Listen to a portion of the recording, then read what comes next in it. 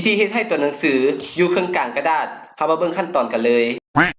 ขั้นแรกเขาจะนำตัวหนังสือให้มาอยู่เครื่องกลางระหว่างซ้ายกับขวาก่อนเนาะให้เฮาคุมดำไปยังตัวหนังสือที่เฮาต้องการจะเฮ็ดให้มาที่แท็บ Home แล้วกดเลือกเครื่องกลางในส่วนของพารากราฟทีนี้ตัวหนังสือก็จะมาอยู่เครื่องกลางระหว่างซ้ายกับขวาแล้วต่อไปเราจะจัดตัวหนังสือให้มาอยู่เครื่องกลางกระดาษ ให้เพื่อนๆกดไปที่ข้างหน้าตัวอักษรที่เราต้องการจะเฮ็ดแล้วให้มากดที่ Layout เลือกที่แค่คลิกเลือกหัวข้อ Layout อีกเทื่อนึงให้มาปรับบนนี้เป็นเซนเตอร์หรือว่าเครื่องกลางนั่นเองแล้วให้มาเบิ่งที่ Apply to จากนั้นให้เลือกเป็น This Point Forward และกดโอเคบทคัดย่อก็จะมาอยู่เครื่องกลางของหน้ากระดาษแล้วถ้าหน้าต่อไปมันเลื่อนให้เฮาเช็คเบิ่งก่อนว่าหน้านั้นมีช่องว่างทางเทิงหรือบ่ถ้ามีแม่นให้กดลบช่องว่างนั้นให้เรียบร้อยเมื่อทางเทิงบ่มีช่องว่างแล้วให้เฮากดไปที่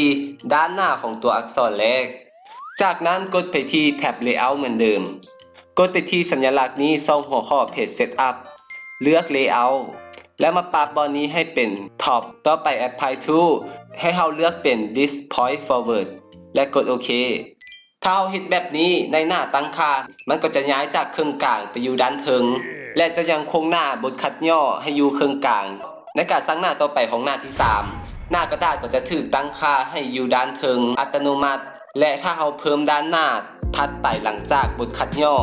หน้ากระดาษก็จะถูกตั้งค่าอยู่เครื่องกลางให้เราอัตโนมัติเช่นเดียวกัน 2 seconds later มาเบิ่งตัวอย่างวิธีการสร้างหน้ากระดาษหลังบทคัดย่อกันกดไปที่บรรทัดหลังสุดของข้อความ